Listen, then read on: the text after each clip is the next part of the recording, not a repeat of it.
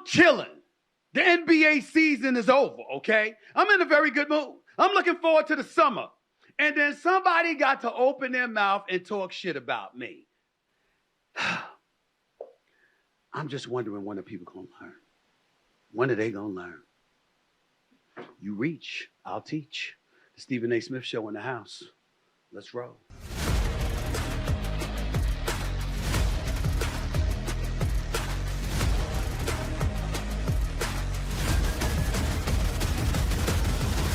What's up, everybody? Welcome to the latest edition of the Stephen A. Smith Show, coming at you as I love to do at the very least 3 days a week over the digital airwaves of YouTube and, of course, iHeartRadio. I see those numbers climbing on iHeartRadio, by the way. So y'all like listening to me, too, not just watching me, okay? I love that. I appreciate the love. Make no mistake about it. And by the way, let me not refrain from thanking y'all for continuing to support the show. The subscribers have now climbed to above 707,000. I appreciate the love so much. Thank you. Keep it coming, and I'm going to keep on coming. Want to continue to like and follow the show? Just click the bell right there, and you'll be the latest member of the Stephen A. Smith Show family, courtesy of YouTube and, of course, again, iHeartRadio. I got a bunch of things to get into, and, a contemporary in the business talked some shit about me, misrepresented me. No surprise there. It happens all the time. I was surprised that I was called the race baiter by him, but it's okay. I mean, I'm in a good mood. You know, you want to start something, you're in the right place. I'm good with it. I'll get into that trifling ass in a second, but not before I get to the first topic of discussion for this particular show, and that would involve the Los Angeles Lakers having agreed to a 4-year contract with the one and only J.J. Redick to make him the franchise's next coach, sources told ESPN on Thursday. Redick, an ESPN NBA analyst who played 15 years in the league, met with Lakers Vice President and General Manager Rob Pelinka and owner Jeannie Buss over the weekend, and conversations on the vacancy continued throughout the week, according to sources. Pelinka offered Redick the job Thursday morning. According to sources, Redick moved into the forefront of the search a week ago after Connecticut coach Dan Hurley turned down a 6-year, $70 million contract. Again, all of that is sourced material. Now, I happen to work with Adrian Wojnarowski. He was a guest on this show last week. I can tell you right now, he's been on top of this story from day one. He was the one that broke the story about Dan Hurley being a prime candidate. He was going to be offered this job. He ultimately did get offered a 6-year, $70 million deal. One could make the argument that the Los Angeles Lakers, how bad did you really want Danny Hurley if you're only going to offer him to be the 6th highest paid coach? I mean, $11 million is $11 million. J.J. Redick's getting about $8 million a year. But the bottom line is this. When you consider the fact that Monty Williams got $13 million a year from Detroit a year ago before he was let go just a few days ago, much to his blessings, by the way. Talk about getting relieved of purgatory. He should be very, very happy. It's one of those situations where I certainly can't knock him.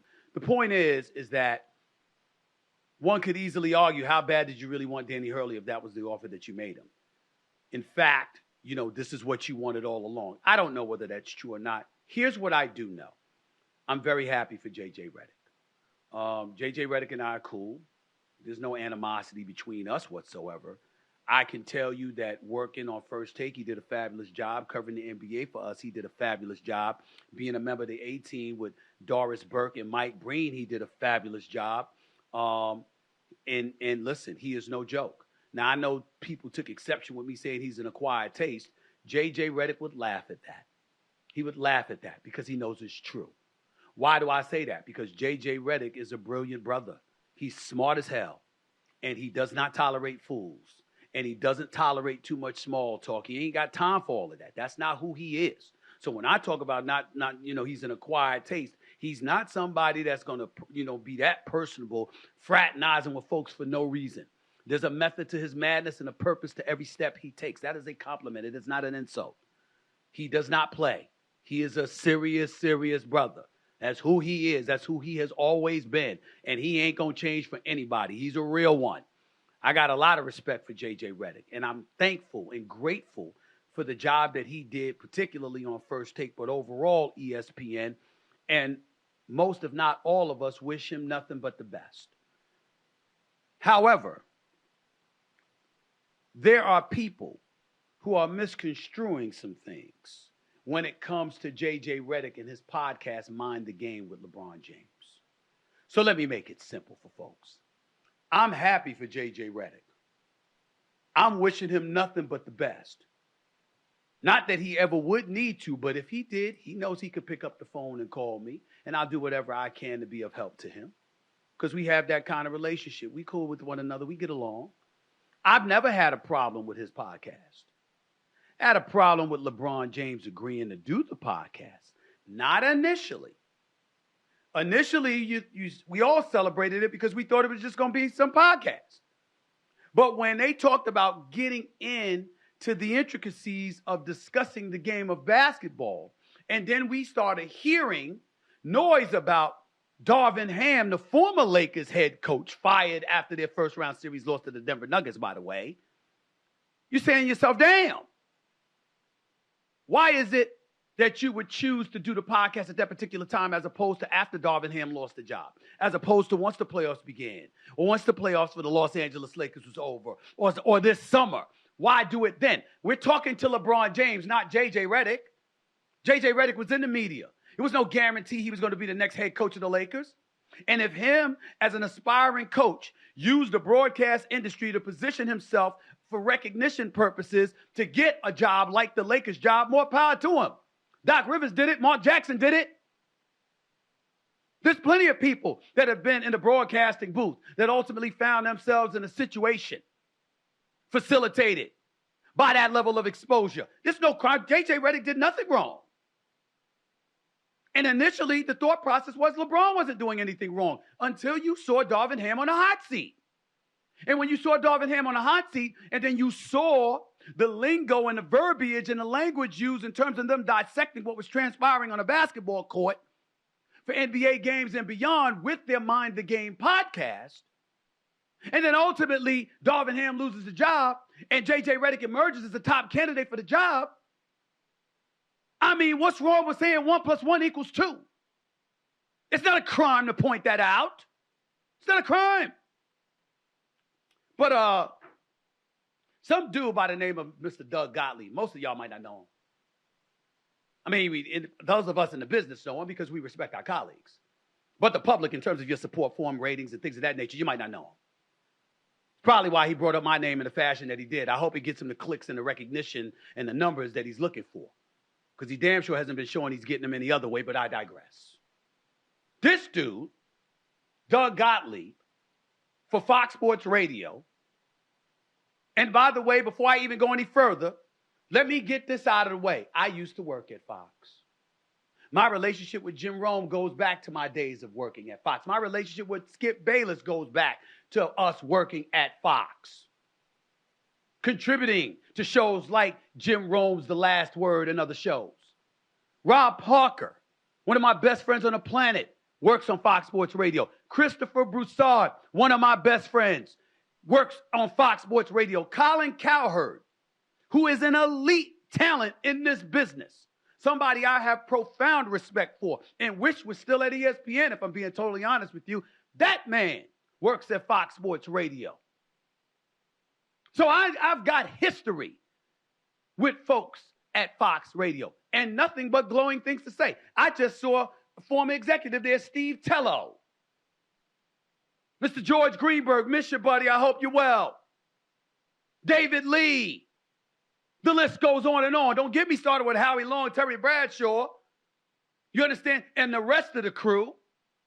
I know them all. I got a lot of friends over at Fox Sports Radio. Make no mistake about it.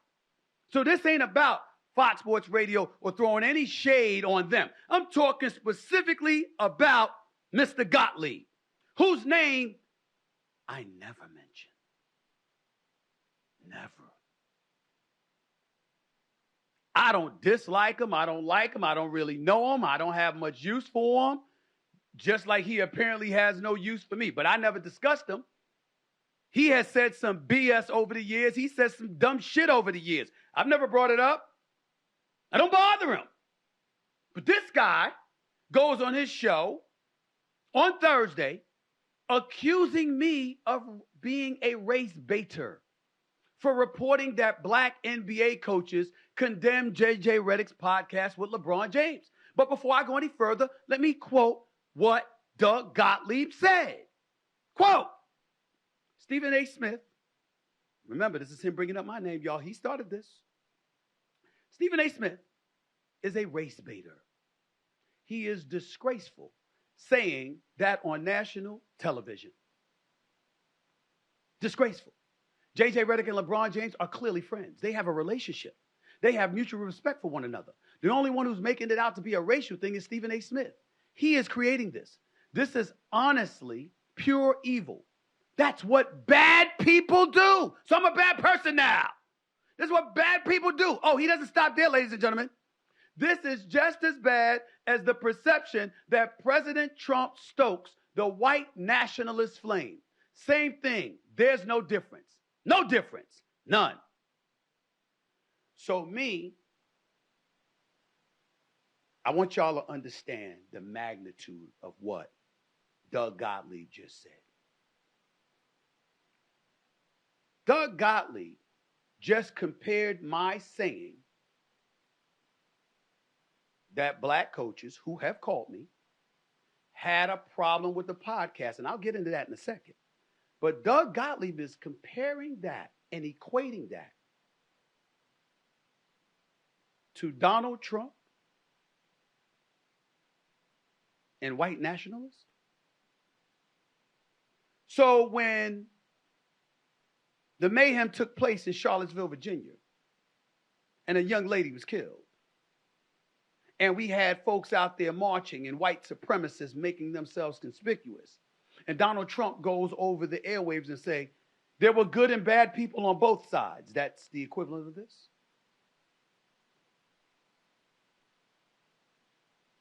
When there was riots in the streets during the whole social justice movement, and Donald Trump was surrounded by men in the military walking over to do a prop, I believe it was a Bible in his hand. That equates to me talking about LeBron James. Dare I say, only somebody who thinks about white nationalists would say something like that, like what Doug Gottlieb said. But I won't go there because I don't know Doug Gottlieb like that, and quite frankly, I don't want to know him. So I'm not going to accuse him of being anything. I'm going to stick to what exactly he said. First things first, Doug Gottlieb was a hell of a basketball player, which I was not. Doug Gottlieb was a guy, if I remember correctly, led the nation in assists. Brother had game. He's now the coach, the head basketball coach at Wisconsin Green Bay. Wish him nothing but the best. I'm not rooting against him. We're going to stick to his commentary, his comments right now. Black coaches who called me, all of them didn't call me, about 5 or 6 of them called. Their whole attitude, nobody had a single problem against J.J. Redick. Nobody questioned LeBron James and J.J. Redick's friendship. What they had a problem with is that the timing of the podcast undermined Darvin Ham, who was on the hot seat. And they were asking, why would LeBron James do that?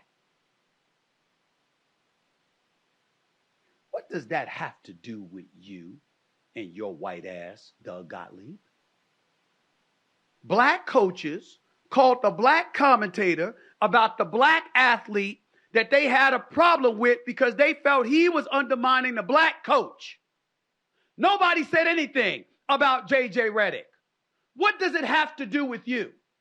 Now, this is the same Doug Gottlieb who 2 years ago went after my other good friend, Nick Wright, for Fox Sports, his colleague there, 2 years ago, because Nick was in favor of NIL and the change it was facilitating because the relatively white institutional establishments in college sports were taking advantage of black athletes, primarily in the sport of basketball and football. Doug Gottlieb took exception to that and accused Nick Wright of engaging in fake racism. So you the expert on racism now. That's who Doug Gottlieb is. Really? You? Really? I mean, you gotta be kidding me.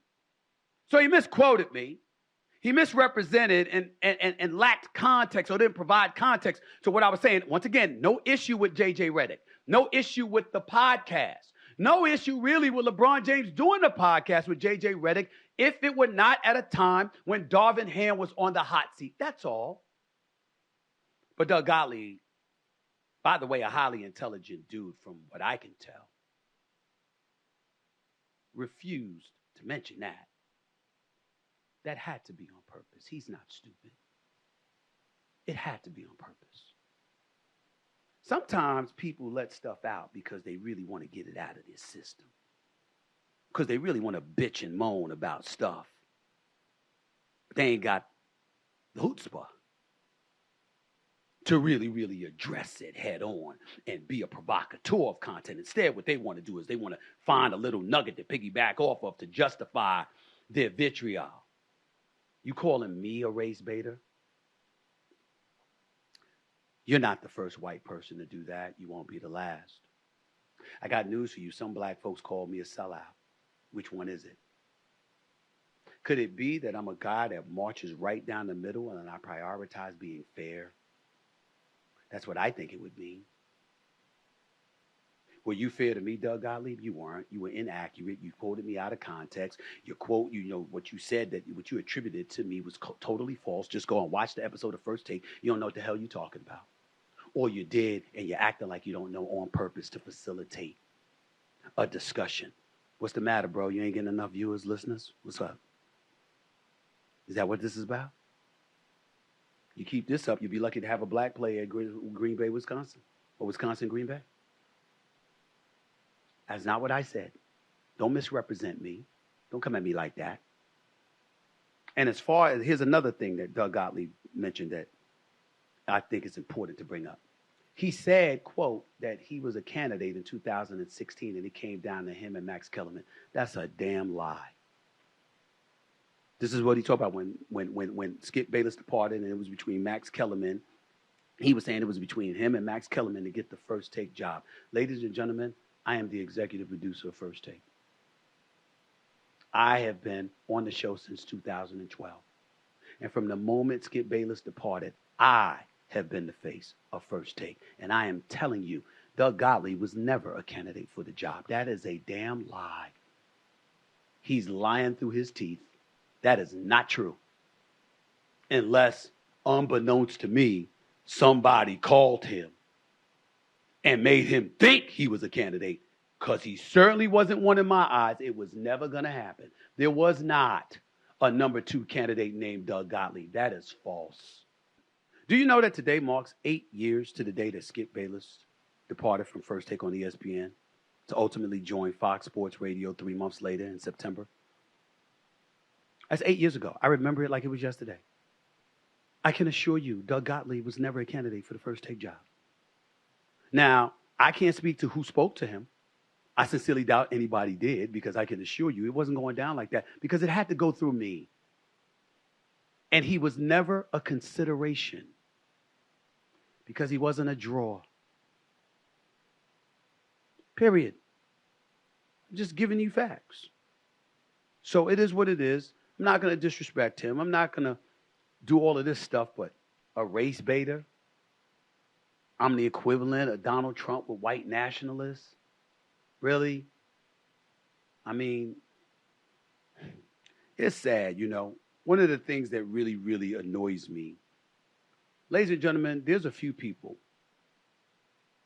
in this business I don't particularly like. I don't mess with them. One I despise. Everybody knows who that is. I've already spoken on that. He's on another level. But most others, I just don't mess with them because I don't like them. You know? And then there are those that I'm just indifferent about. That's the category Doug Gottlieb would fall under. Total indifference. Don't think about them. Don't talk about them. Don't talk to them. Don't really know them. Don't care to know them. But all I'm saying is that no matter what I think or how I feel about you, fair is fair. If you are successful, if you're getting numbers, if you're accurate or whatever the case may be, ladies and gentlemen, I'm going to acknowledge it. I'm going to acknowledge it. What I'm not going to do is purposefully go about the business of misrepresenting what somebody said. for whatever objective or agenda I may have. I'm fair. I'm fair. So in the case of Doug Gottlieb, race baiting, fine. You want to call me that, okay? You might feel that way. I don't care what you think. I'm just acknowledging it because the percolating story is the Los Angeles Lakers, J.J. Redick, that has nothing to do with LeBron James, and then you came out your ass and said what you said. But I won't be speaking much about you because I don't want to be irrelevant, and talking about you would make me so. So I'm not going to do that. But I will say, damn, it's just amazing to me. You know, when George Floyd was murdered, do y'all remember how white America stood up and we're listening? We want to hear. We want to hear. We finally want to listen. We want to hear you. This kind of stuff shows you don't. Because what did I say? Black coaches called having a problem with LeBron James because they felt he was undermining Darvin Ham strictly because of the timing of the podcast he was doing with J.J. Redick. They felt it could have waited until Darvin Ham got fired. They thought it could have waited until the postseason. They thought it could have waited till the summer. There's nothing about that statement, nothing about those calls that involves white people. Why is Doug Gottlieb commenting on it?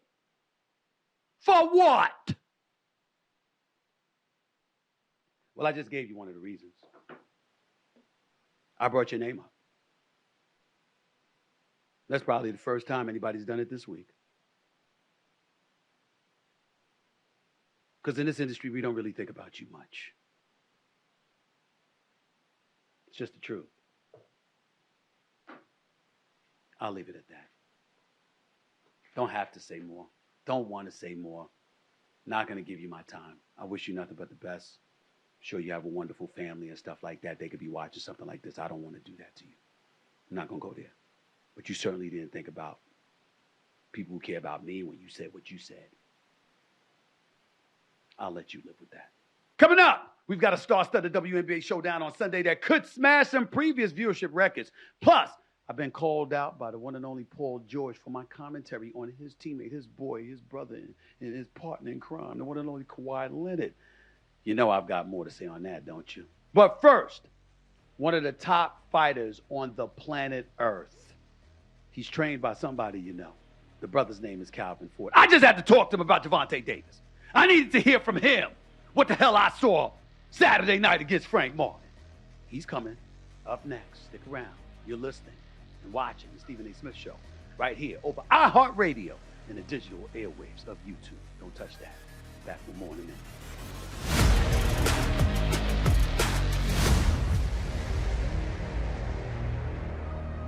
All right, everybody, you know what time it is. It's time for Stephen A's Weekly Picks. Everybody knows that I live and breathe sports and that I need to be right there in the middle of all the action. So how do I do that exactly? There's only one way. I use Prize Picks. That's how. You see, Prize Picks is the largest fantasy sports platform in all the land with more than 3 million members. Not only that, it's incredibly easy to play. I'm telling you what I know. You just choose 2 or more players and then pick more or less on their projected in-game stats. But the best part is you can pick and choose players from any of the sports you love to watch, whether it's Caitlin Clark, Aaron Judge, get this, even Coco Gauff. And if you go to prizepicks.com right now and use promo code SAS, you'll receive a 100% deposit bonus up to $100. That's right. I didn't stutter. So go to prizepicks.com. Type in my initials SAS and get a first-time deposit match up to $100. And go to Prize Picks app today, and you'll be able to see my picks live and in living color. Now let's get to them, all right? Aaliyah Boston, more or less 16.5 points.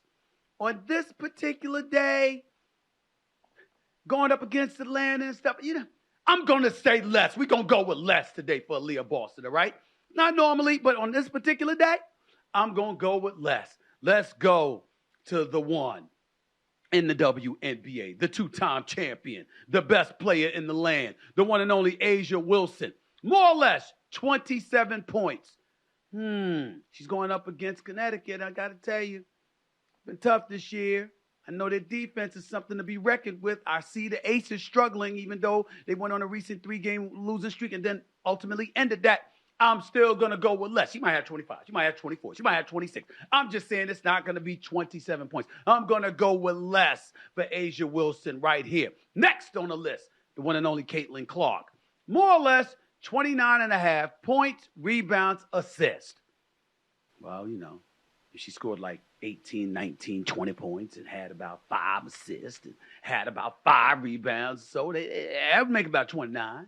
That would make about 20 to 30. I'm going to go with more. Caitlin Clark. She's going up against Atlanta. Let's see what she does. I'm going to go with more on this. And, of course, Kelsey Mitchell.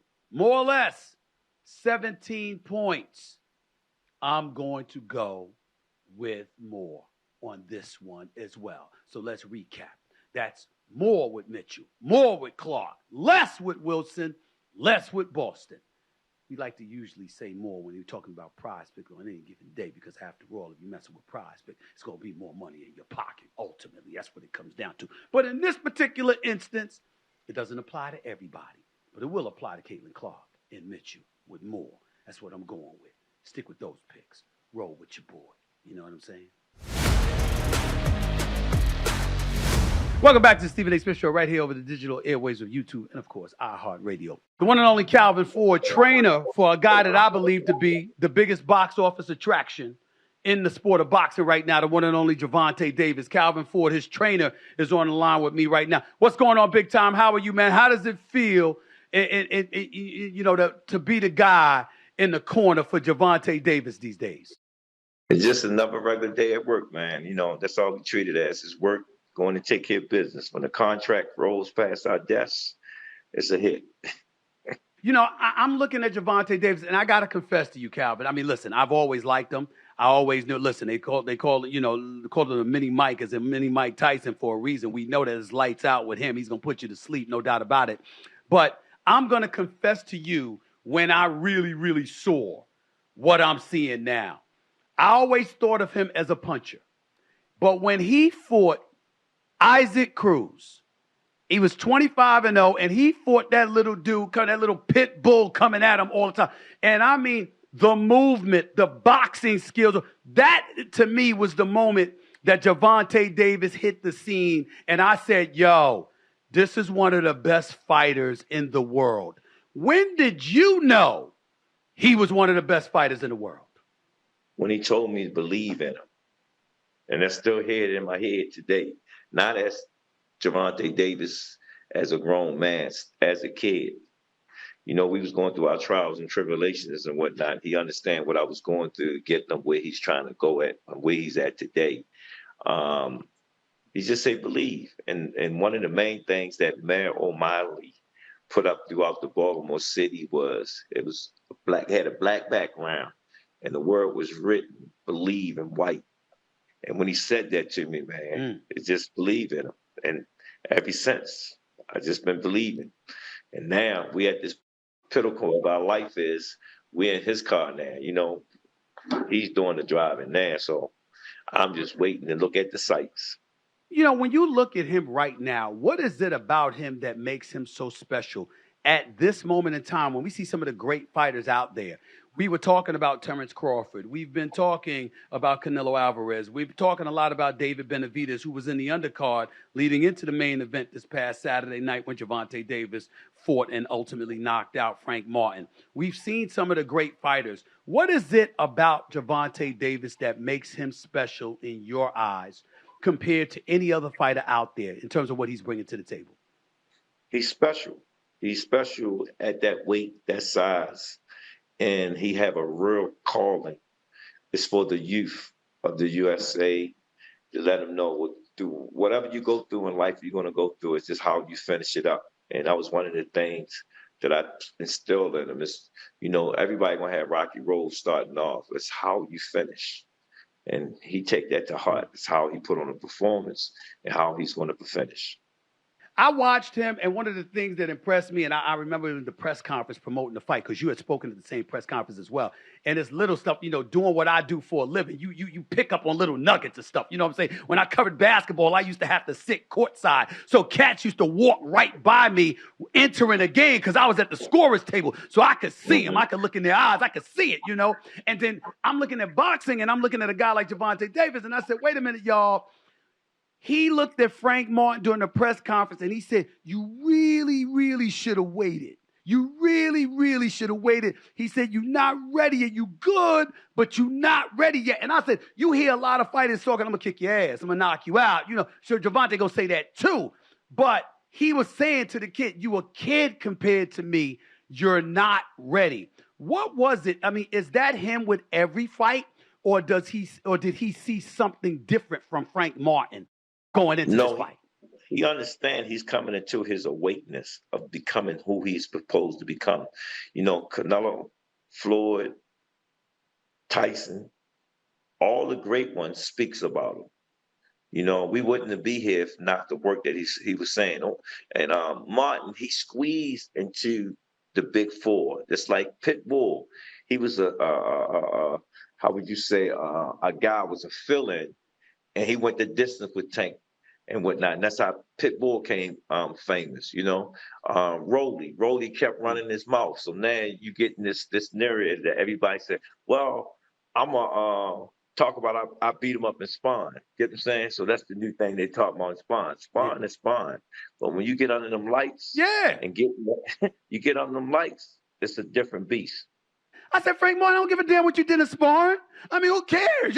Sparring is when you try stuff out. Correct me if I'm wrong. You're the trainer, not me, Cal. I mean, you're supposed to try stuff. You experimenting in sparring. Yeah.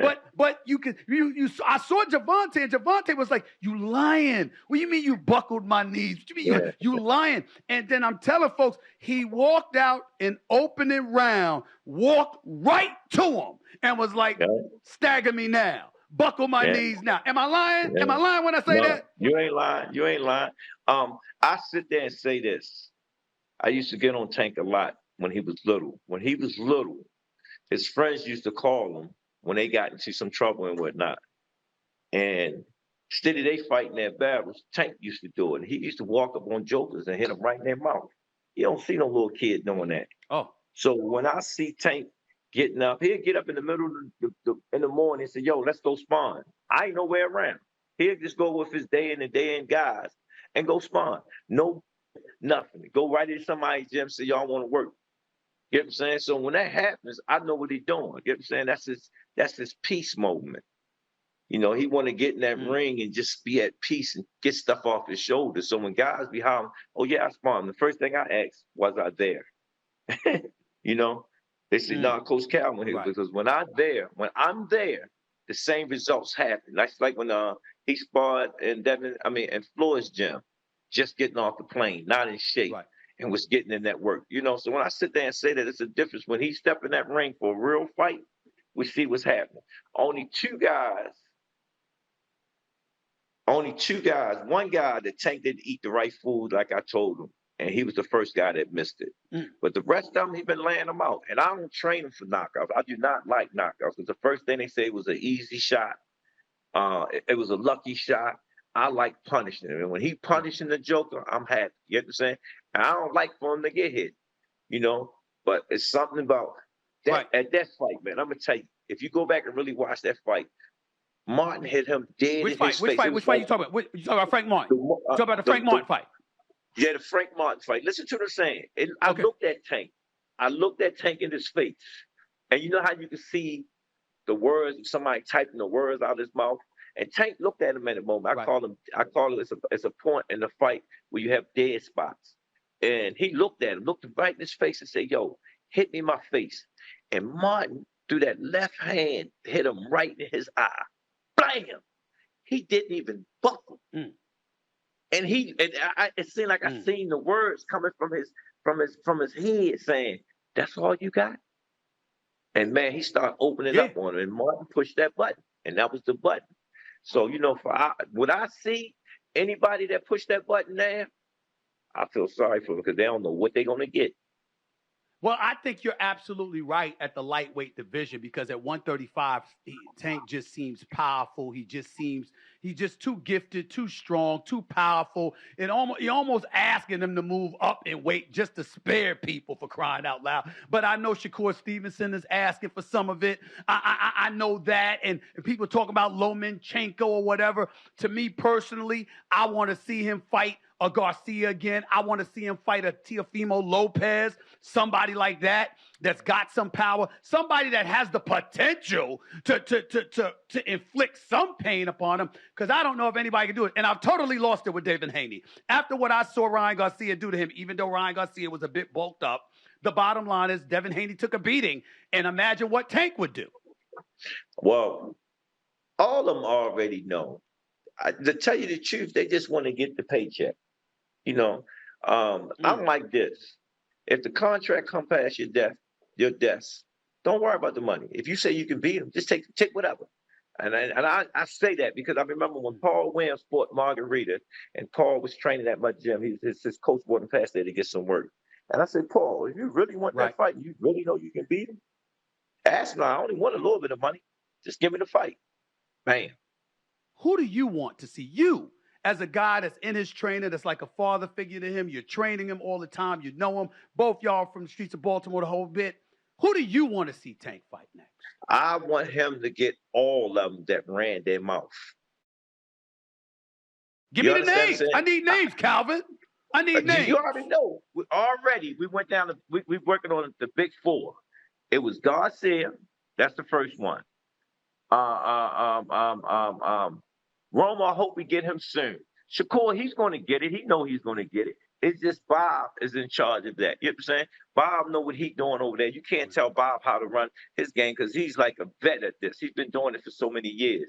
That's going to happen. All the fights that we'll want, they have no choice. They're going to take the fight when it's time to take the fight. It's just right now, who's going to take the fight? That's the question. When you see Gervonta Davis, he's fighting in the 130s now, 135, obviously lightweight, go up to 140. Any possibility he's going to go up to a 147 someday in the near future? Anything like that? Is that possible?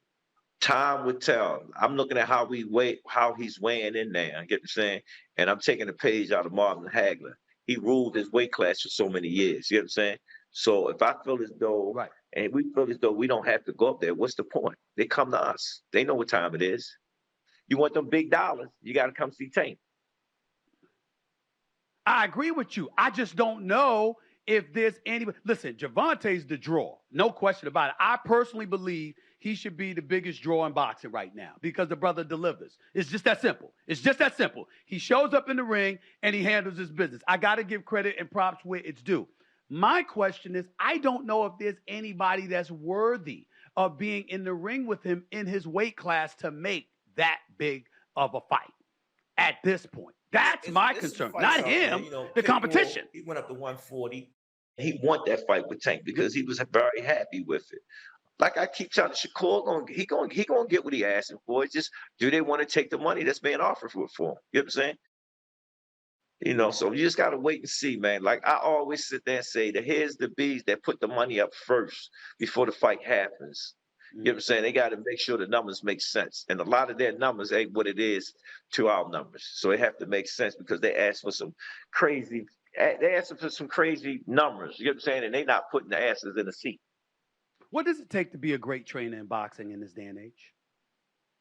Oh man, it's different, man. I call these kids now microwave babies. But if you got an old school coach that believe old school, and the kid is willing to buy into the system, because that's the most important thing, is buying into the system of what they're preaching, what they're delivering, and actually put more work in than the coach, you can get another great fighter come from anywhere.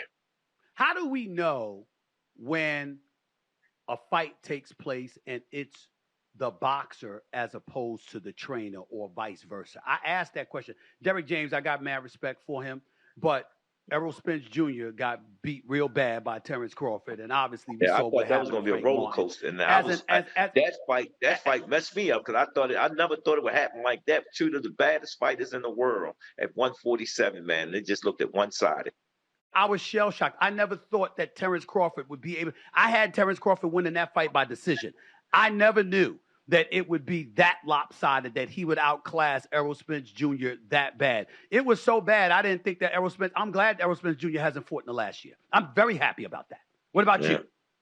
Well, I wanted him. I said that in one of my podcasts. I said that and said Earl should take some time out, spend some time with his kid, enjoy life right now, and really evaluate his life as far as boxing. You get what I'm saying? Because of all the issues he's been going through as far as health, car accidents, and a lot of things he's been going through. So you really have to evaluate your body, and you know yourself better than anyone. Right.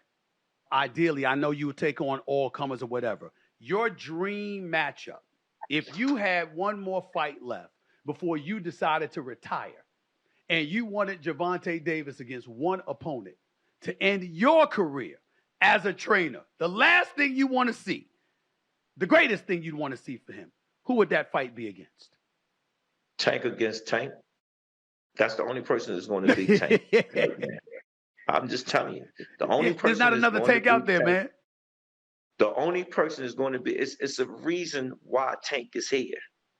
I'm just that voice in his ear that know how to push them buttons. And we still ain't see greatness yet. You know what I'm saying? Everybody talk about Shakur's a master boxer, but at the end of the day, what Tank do, he's setting everybody on notice. And I'm trying to give them the blueprint. Accept the money and see, can you beat him? Accept the money and see, can you beat him? Well, my attitude is this. If you know there's a good chance that you're going to get your ass kicked, why not just take it? Why not just try to get as much money as you can so it'll be worth it once you get the ass kicked? That would be my thinking, Calvin.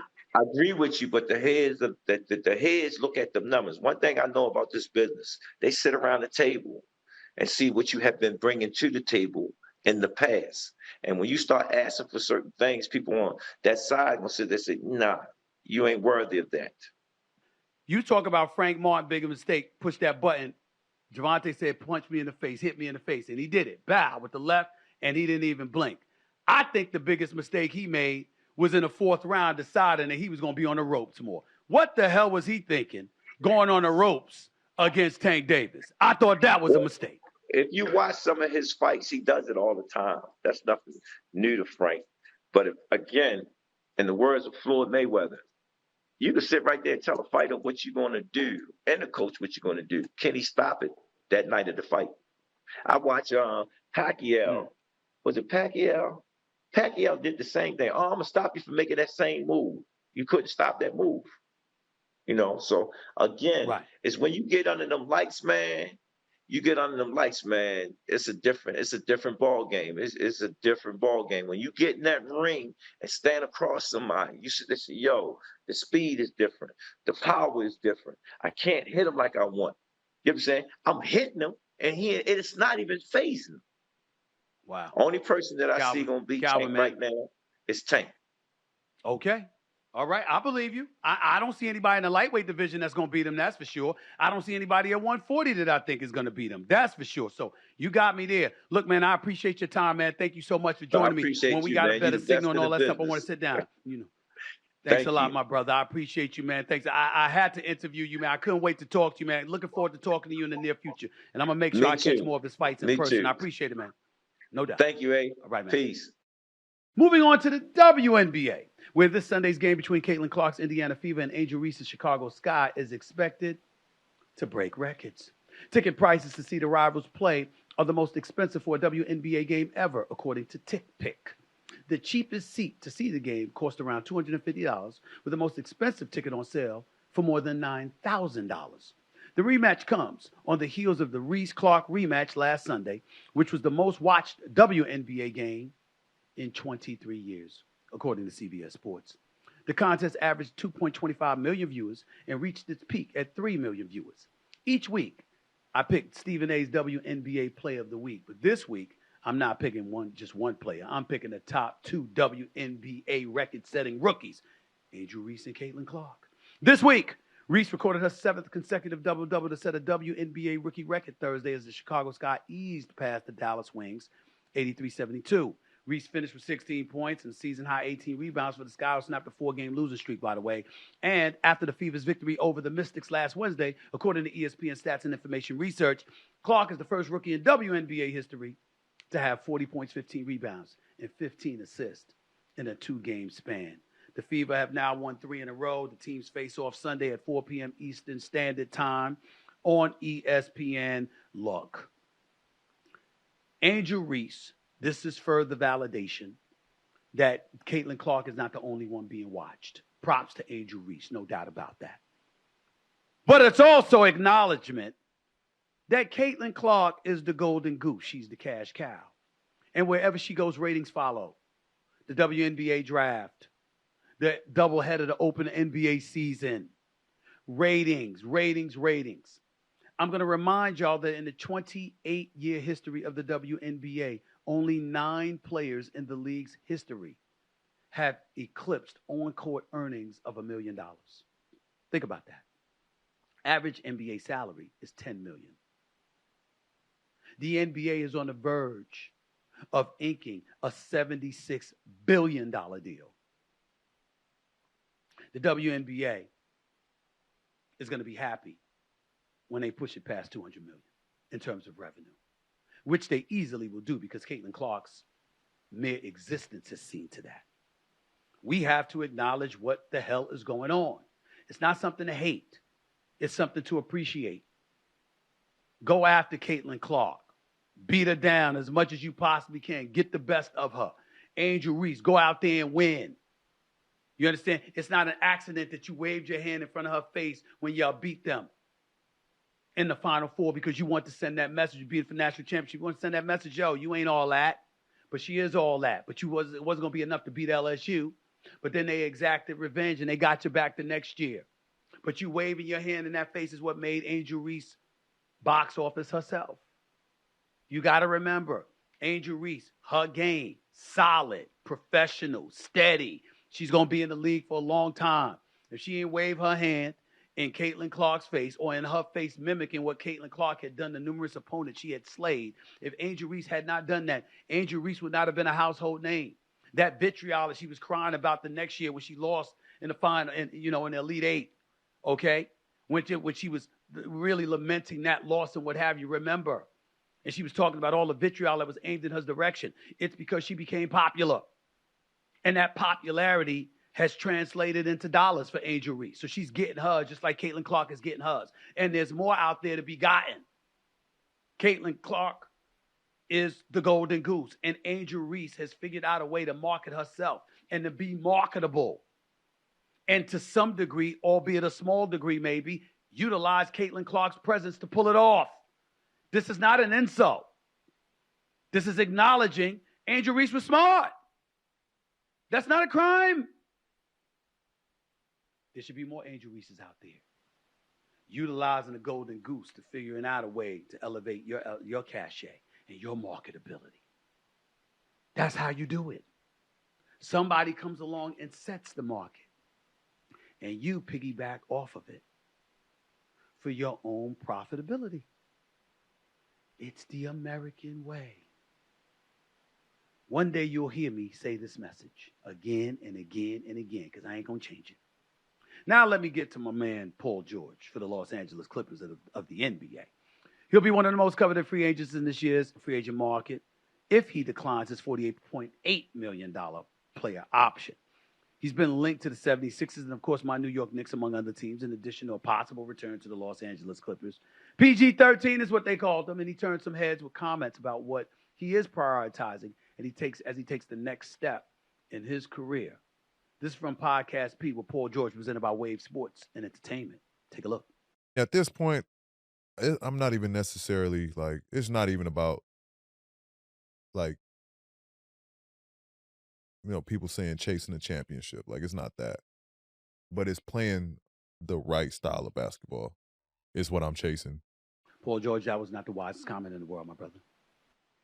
You should be chasing the championship. You've been in the league long enough. You don't have a ring. You don't have an appearance in the NBA Finals. And we all know how gifted you are. You should have been. You should have. Hell with that. Don't get me wrong. I'm not telling you to do it at the expense of your money. But damn, you've been playing the right way. Where that got y'all? Hell with that. Chase that ring. Chase that championship. Paul George is a championship quality player. Get it, bro. Hell with that. I mean, you're damn near sounding like Larry Brown. I just want to play the right way. I want you to play the right way. No. Of course playing the right way matters. We all know that. But damn that, chase the chip. You got the paper, chase the chip. Basically, that's all I'm trying to say. Teams vying for Paul George services, whether or not they should be discouraged by this, no, you shouldn't. The brother's class personified. He's a professional. He's going to show up. He's going to produce. But the bottom line is, we don't need all that. We don't need all of that at all. So that's one subject involving Paul George. Here's the other. We know George has an eye on joining the media after he retires, not only with his podcast, but also evidenced by the fact he joined me and my ESPN colleagues as an analyst during the NBA Finals on NBA Countdown.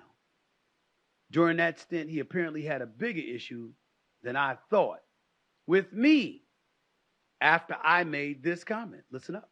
Nobody on the planet knows what it's like to play without a starter and Paul George. I'll leave it at that. Don't do that. Nobody knows. Don't do that. This is what he does. Don't do that. This is what nobody knows. You know what? Much more of this coming up on NBA Countdown. Kevin Nagandi, we need a break. Please take it away. Nah, he saw us all there sitting there laughing, having a good time, and he seemed to brush it off as you've seen on that clip. But apparently I struck a nerve with him. He spoke more about that moment in another clip from Podcast P, an episode we just saw.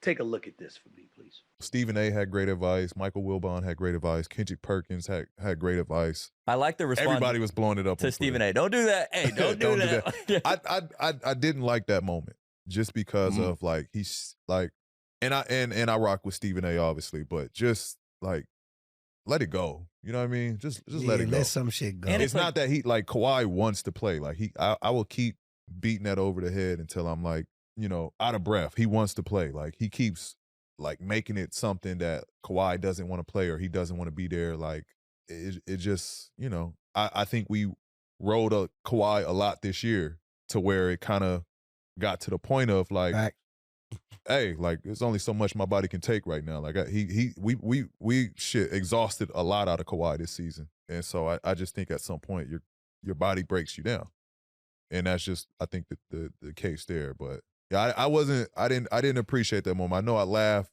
because it was what else are you supposed to do? Just because of the situation, it was lighthearted, but you know deep down it was just like, man, you gotta let that go, Stephen A.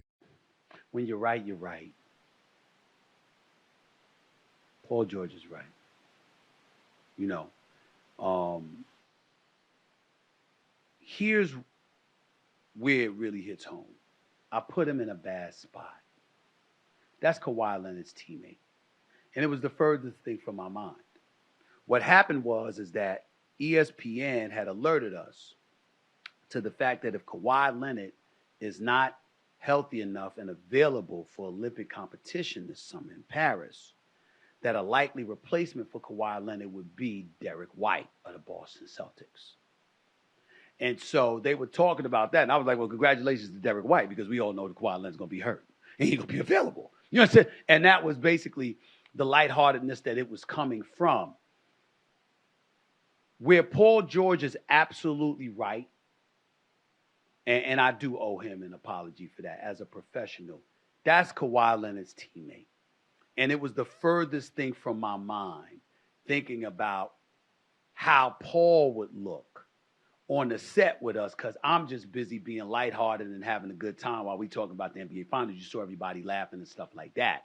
You know, I'm not thinking about how Kawhi could be looking at it towards Paul George.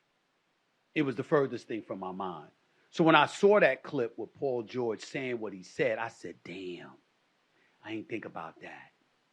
He got a good point, because Paul George loves Kawhi Leonard. He loves his teammate. He always speaks highly of him, got nothing but love and respect for him, the whole bit. And I should not have put Paul George in that position. So Paul George is absolutely right. And anybody that thinks that I took issue or I take issue with anything that Paul George said, they are wrong. They don't know me. It's not true. Paul George is right. My bad, bro. I should have been more thoughtful. I really should. Having said that, if Paul George wasn't there, I would not have given a shit. I meant every word I said. Although it was tongue-in-cheek and playful, I meant that shit. I'm not, and for clarification purposes, so Paul George and Podcast P will understand this, him and his crew of boys, who I like, by the way. Let's be very clear. I'm never questioning the legitimacy of Kawhi Leonard's injuries. I know the injury is real. I know he wishes he could play more. I know he's not faking it. I would never accuse a professional athlete, any athlete, of such an egregious thing. What I'm saying is he always makes sure to get his damn money, though. And he always makes sure to get the perks that he clamors for. You got to remember, he held the Clippers hostage to get Paul George. Don't let me pick up the stats and remind you, or the numbers, or the information, and remind you of what the Clippers gave up to the Oklahoma City Thunder in order to acquire Paul George. It was Kawhi Leonard that sat up there and blackmailed the Los Angeles Clippers by saying, I'm going to the Los Angeles Lakers with LeBron and AD if y'all don't get Paul George up in here. And Steve Ballmer and the Clippers couldn't let Kawhi Leonard, LeBron James, and Anthony Davis be in the purple and gold for the Los Angeles Lakers. It wouldn't have been fair. So that's what they did. That's what they did. And they gave up Shai Gilgeous-Alexander. Remember that? Remember that? So I'm telling you, you make sure to do all of that, to get your dollars, to get your paper, to get every perk you can get. But you're never available for when it really, really counts. I believe that Paul George with Kawhi Leonard have a legitimate shot to win the championship. I don't think Dallas beats the Clippers if Kawhi Leonard plays in that series. I don't believe that the Clippers could not beat Oklahoma City or could not beat Minnesota if Paul George and Kawhi Leonard are on the court together. Kawhi Leonard is almost never available when it counts. He's missed 46% of his regular season games, 60% of his playoff games. Come on now. I ain't making this up. So I stand by what I said now. I just shouldn't have done it with Paul George sitting there, because that put him in a bad spot. So for that, Paul George is right, and I apologize. I rock with Paul George. I rock with PG.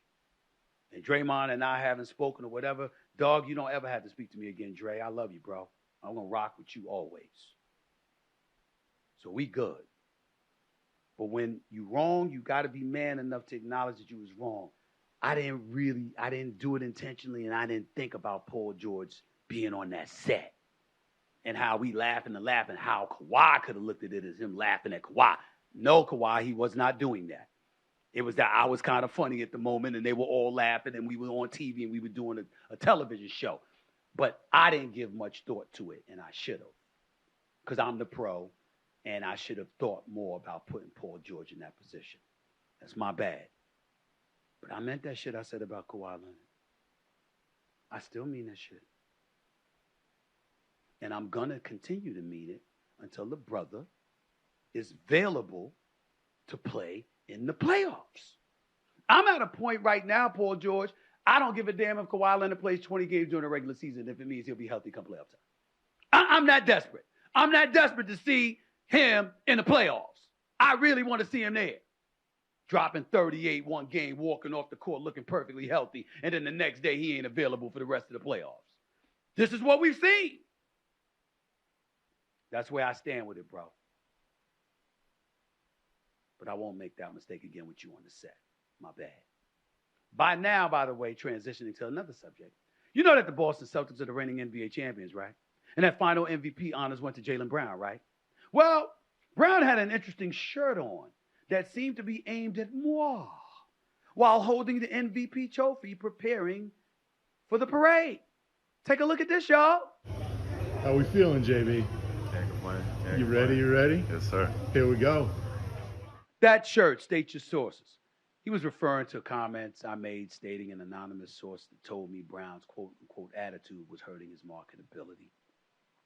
Even though I didn't say about attitude, I said he's not likable in some people's eyes. That's what I specifically said. No problem. State your source. That's not going to happen. It'll never happen. Any journalist worth his salt ain't naming the sources. So let's get that out the way first. Number 2.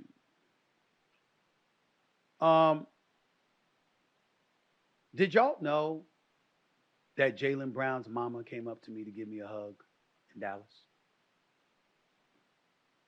The day that they got annihilated in Dallas, they were down by 48 points. And they lost that game. They got shellacked before winning game 5. This is game 4. Mama came up to me. Do you know who came up to me hours later that evening after Mama had come up to me to give me a big hug? Mama Jaylen Brown's mama. You know who came up to me? You know, grandma. Now, I know he had a death in the family that he alluded to, and God bless her wonderful soul. And what have you. That's who was introduced to me by his brother, by the way. Do you know what they said? They thanked me. You know why they thanked me? Because they got the message. I have no problem with Jaylen Brown. I got nothing but love for Jaylen Brown. A black dude, highly intelligent, great player, incredible role model, don't get in any trouble. His head is on right, disciplined, focused, tenacious, successful, wealthy now with his new $304 million contract from last summer. And oh, by the way, he's a champion. Where the endorsement deals? Why have I been seeing Jason Tatum in every damn commercial? How can we see all of these teammates from AD and LeBron to, you know, PG and Kawhi to Steph and Clay, and the list goes on and on? Why do we see all of these brothers with marketing opportunities, but we don't see the same for Tatum with Brown? I wasn't calling out Brown like Brown did something wrong. I was highlighting the fact that he's all the things you should want in a role model who's an athlete. And Madison Avenue ain't giving him enough shine and attention. And asking the question, why is that? That's all I was doing. Because that's how you provoke conversation. By talking about the absence of obvious nuggets that should be inserted and implemented into a conversation. That's how you do it. And the reality is that when it came to Jaylen Brown, that wasn't happening. So, name your source. Hell no. You ain't getting it. But know that people out there saying that. But his family saw the handwriting on the wall and they appreciated why I highlighted it. I highlighted it because this conscientious brother who's on the front line during the whole social justice movement, who's been a conscientious observer, who talked about taking his money and contributing to the Boston community, to the impoverished and desolate and disenfranchised in their surrounding areas and beyond, who shined a spotlight on it and had the press conference to announce his new signing in that locale. What this brother is doing, what he's aiming to do, is special. Why should I have a problem with that? Why should anybody have a problem with that? If you're Jaylen Brown and you are watching, could you please do me a favor and go back and listen to what I said and truly inhale and dissect what I was saying? I wasn't saying they were right. I was saying they were wrong, but you needed to be aware of the fact that some people are out there saying this about you. Don't you want to know where the bodies lie? Don't you want to know what's being said? Don't you want to know what specifically to debunk? if you don't know what you're targeting, you're swinging at air. And I happen to believe that's counterproductive. That's all I did. Nothing more, nothing less. So, whereas I could apologize to Podcast P, Paul George himself, for saying what I said about Kawhi Leonard while on that set, while Paul George was on that set, I owe Jaylen Brown no apology. I owe nobody an apology for what I said about Jaylen Brown, because I am right. He deserves to be liked. He deserves to be respected and revered. He deserves the shine that he received when he got the MVP award. And you know, last point I'll make, Jaylen Brown, and I'm speaking directly to you, Jaylen Brown, why you cover your face and look like you were damn near ready to cry when they named you NBA Finals MVP? You know why? Because you were just as shocked as a lot of people were. Because you never thought they'd give it to you. You know why? Because the respect that you have earned, that you so richly deserved, is what you have been denied for years, which only accentuates and illuminates the original freaking point I was making. One day, y'all will learn to listen to what I'm saying instead of just fretting and hating over who's saying it. Listen to the content and the substance of what I'm breaking down to you. And stop blocking your ears. I'll move on from there. Coming up, you know, I can't stand when people tell their personal business to the world, you know. I've always hated that shit. Wait until you hear what one NFL wife, what this woman said. What she said she did to get her Super Bowl winning husband to put a ring on it. Oh, wait till y'all hear this. That's coming up next right here on the Stephen A. Smith Show. Don't go away. Don't go away. Everybody knows I demand excellence, and I'm in it to win it. So that's why I have teamed up with the one and only Prize Picks, okay? America's #1 fantasy sports app, to help turn my sports knowledge into some big time money. In case you already didn't know, Prize Picks is a daily fantasy app where you choose 2, 3, or even up to 6 of your favorite players, and then simply pick more or less on their projected stats. It honestly takes less time than it does for Asia Wilson to dribble up the court and hit that long range game winning 3, you know. Every basket, strikeout, or goal gets bigger and bigger and bigger each week. So go now and download the Prize Pick app today to join a community of more than 3 million members. And if you do, Prize Picks will match your first-time deposit of up to $100. Yeah, that's right. You heard me. So go to prizepicks.com right now and use code SAS. My initials, of course, in case you didn't figure that out. Just use promo code SAS on Prize Picks to receive a first deposit match of up to $100, and then let the games begin. Prize Picks. Pick more. Pick less. It really, really, really is that easy. Some people, not all, but some people think just putting some money aside is enough to save. Why? When you can do more with it? Not letting your money sit and collect dust. That's real saving. If you could deposit your paycheck on Cash App at no cost and watch your money grow, would you? I'm talking about collecting up to 4.5% interest on your cash. Cash App is offering high yield savings. It pays to get paid on Cash App. Deposit your paycheck on Cash App, and you can earn a high yield at no cost. Here's the list of no-cost things provided by Cash App. Interest on your account, 4.5 interest paycheck deposit. Now that's something to think about. Cash App allows you to deposit your paycheck on Cash App and watch your money grow. Stop sitting on the bench with people who can't play and get into the savings game with Cash App. Deposit your paycheck on Cash App and you're not paying a cent in fees on your savings to watch your money grow and grow and grow. That's money, y'all. That's Cash App. Download Cash App from App Store or Google Play Store today. Welcome back to Stephen A. Smith Show right here over the digital airways of YouTube and iHeartRadio. Moving on, I've often said personal business between spouses should stay that way. But once again, the world knows the lengths an NFL wife went to land her man.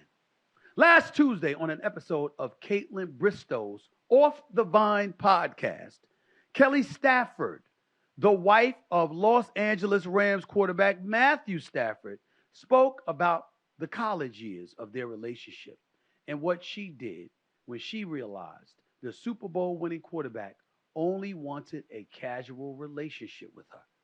Ladies and gentlemen, brace yourself. Listen for this quote, please. Listen to this quote, please. Here it is. Long story short, wasn't that cute of a relationship at first. I hated him. I loved him. I dated the backup to piss him off. It worked. She added more detail, but the crux is this. She wanted more than she felt he was offering. So she went on and dated his backup quarterback.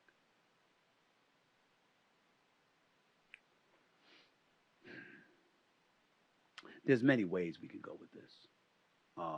When I heard the story, it wasn't as bad as I thought it was going to be. Originally, when I was approached with this story, I was told she cheated on him with the backup quarterback. But that doesn't sound like what she's saying. What it sounds like is that she was hooking up. She had a casual relationship with him. But when he didn't want more, she went and started dating the backup to get him jealous.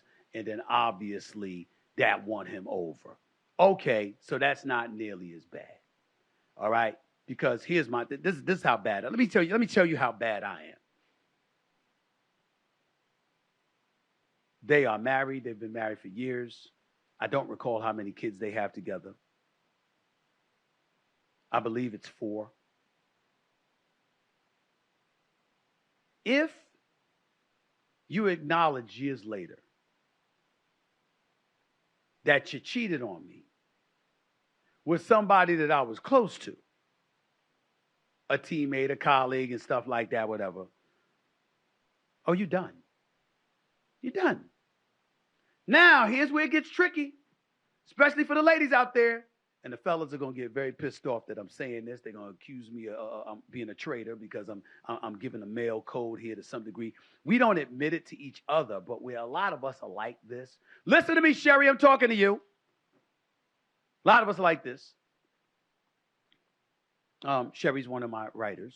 Okay, so that's why I was yelling at her to listen to this. Did y'all know that men can be gone without being gone? See, y'all think that just women are like that. I'm not talking about y'all as in women. I'm talking about everybody. You think women are the ones like that. I mean, R. Kelly, listen, I never bring him up because I wanted his ass under the jail with what he did, okay?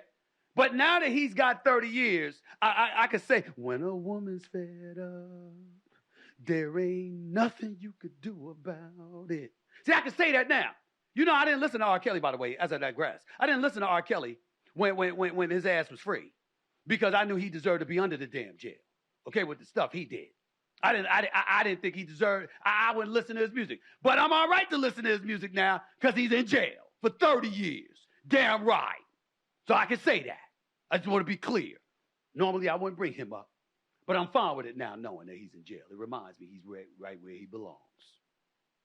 Now, let me get back to what I was saying. Y'all never ask about a man when he's fed up.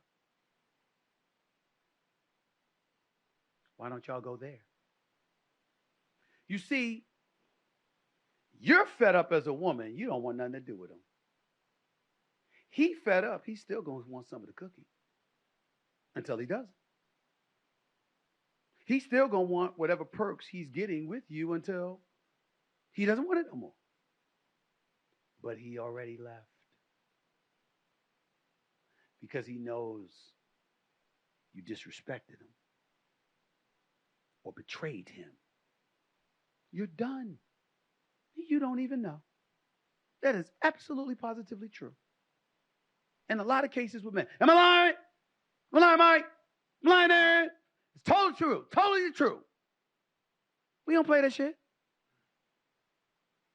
We ain't like that.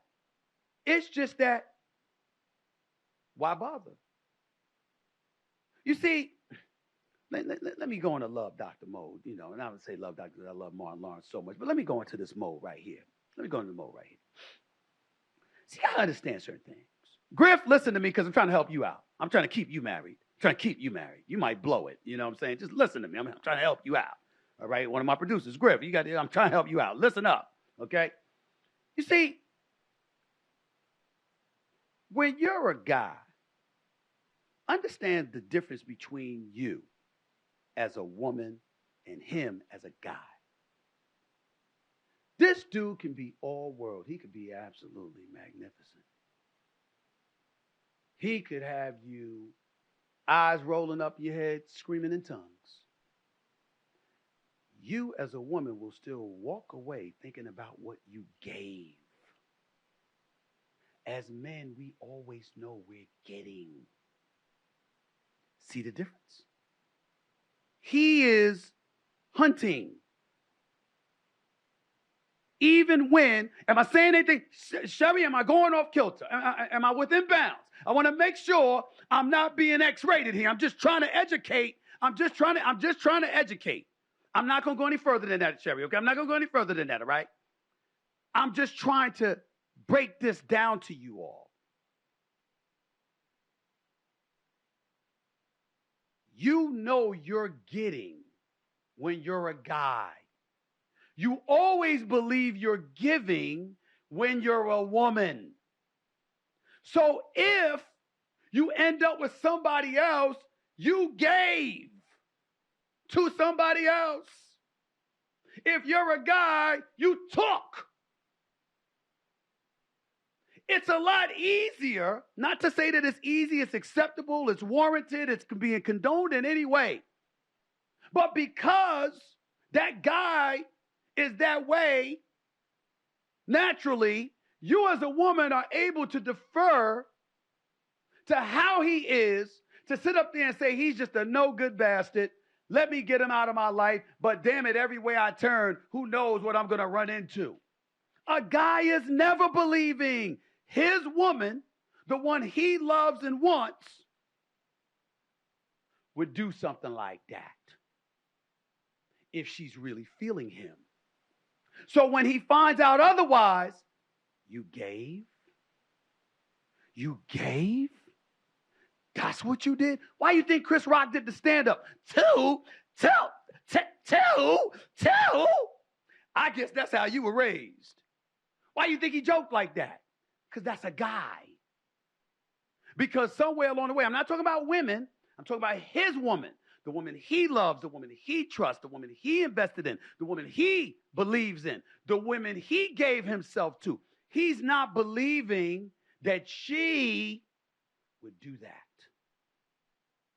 So when she does that, it changes everything. Even if she's right in front of his face, he's gone. No matter how much she loves him. But here's my point to the ladies out there. How is it that y'all know that men have egos? And males are ego dominant. But you forget that when it comes to your own man. What could possibly make you, if you are Mrs. Stafford, what could possibly make you think that it is okay for you to go home after revealing to the public, I kicked it with his backup? What possible advantage could you peel from that with a husband of yours who you have 4 kids with? I met the woman once. She's a nice lady. I'm not casting any aspersions on her character or anything like that. I would never disrespect Matthew Stafford's wife or anybody else's wife. I'm just making the point. What would make you think that's okay? Why would you do that? Why?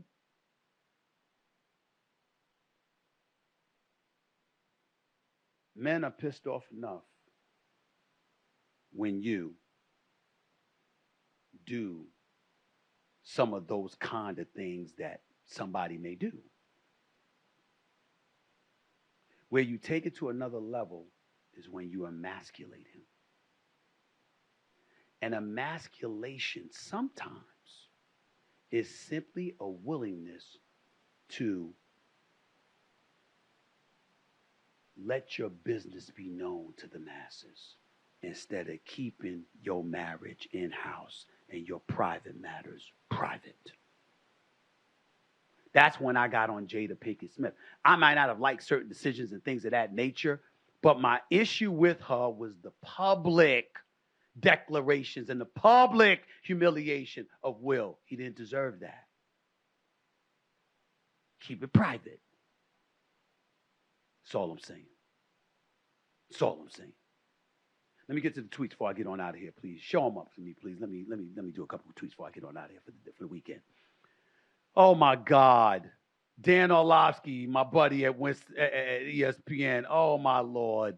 This is unbelievable. I can't believe he sent in a tweet. This is ridiculous. I love him though. I love him to death. Stephen A. Smith, where do you rank these jellies for peanut butter and jelly? Grape, strawberry, blackberry, raspberry. First of all, understand something about Dan. Dan is nasty. You know, Dan, knowing Dan, he probably put mayonnaise with peanut butter. I don't know. I don't put anything past him. Something wrong with him. But he's a great guy and a great NFL analyst, by the way. I love him to death. But here's the deal. Blackberry and raspberry ain't even in the mix. It would either be grape or strawberry. Grape 1, strawberry 2. Not applicable as blackberry and raspberry with peanut butter. How much you want to make a bet? Blackberry or raspberry is what Dan Orlovsky uses. I bet the house. Bet the house. Something wrong with him. But I love him. This is my man. I love him to death. Next tweet. Show me what you got. Oh, Lord. Somebody named LeBron Chitis. That's hilarious. At Bron Got Game. LeBron Kitis. I'm sorry. At Bron Got Game. Stephen A. Smith, what are your thoughts on MJ's Defensive Player of the Year season being proven fraudulent due to a boost in inflated stats from statisticians in Chicago? Absolutely, positively nothing. Were you on the court with Michael Jordan? Why don't you ask the players who were on the court against him, stats or no stats, and what it was like with him knocking you up and D'ing you up? Why don't y'all ask them that question? I ain't going by that. Every team tries to inflate stats in some capacity when they want players to win awards. And remember, that was before he won championships. So especially before you win championships, do you know that voters like myself get notices before All-Star break and at the end of every season for individual awards from respective teams who are pushing their individual to get noticed for these awards? It's par for the course. It happens all the time. It's absolutely positively nothing new. Absolutely positive, nothing new. Why don't you get a player to get out there and talk about what it was like to be guarded by Jordan? Show me one player that go like this. I bust Jordan's ass. I was on the court with him. I bust his ass. Who's that player? Where you at? Where you at? I never heard of him. Never. Last tweet. What you got? At Jacques Dexter or Dexter. Was it Dexter St. Jacques or Dexter St. Jacques? Oh, Lord. Eddie Murphy. Oh, Lord. It was hilarious, though. That stand-up Eddie Murphy did. Dexter St. Jacques. This guy says St. Jacques. Ooh! Remember that? Eddie, I want what's coming to me. I want half. Remember Jay-Z with girls, girls, girls. You know what I'm saying? When I met your ass, you was dead, broken, naked. Now you want half. Remember Jay-Z said that? That's where he got that from. That's where he got that from. Girls, girls, girls, girls, I do adore. Because put your number on the table because I would love to date you, holler at you when we go off tour. One of my all-time favorites, Jay-Z. Hove in the house, no doubt. Here's Dexter. Stephen A., what did you think of Kendrick's concert? I didn't see it. I didn't see it. I work for a living. I ain't got time to be. You notice everybody that's there is the off season for them. Did you notice that? Russell Westbrook, LeBron James. I think Kawhi Leonard was there. I'm not sure. Rick Ross, he was there. You know, a few people were there. I got it. Mad love to them. I said LeBron, right? DeMar DeRozan, Chicago Bulls, Compton native, all that, Westbrook, all that. Notice they off. It's off season. See, Stephen, they got work. I work year round. Okay? I ain't have time. But I got love for Kendrick Lamar. And I appreciated the LA contingent he had in the house. and I saw LeBron in a video going viral with him rapping. I get all that. Mad respect for Kendrick Lamar. I don't want him and Drake beefing like that. But I got mad love for them. It is what it is. All right? I got to get on out of here. That's it for this edition of the Stephen A. Smith Show. Hope y'all enjoyed it. I'll be back on Monday. Enjoy your week and be safe. God bless. And I'll talk to you then. Peace and love, everybody.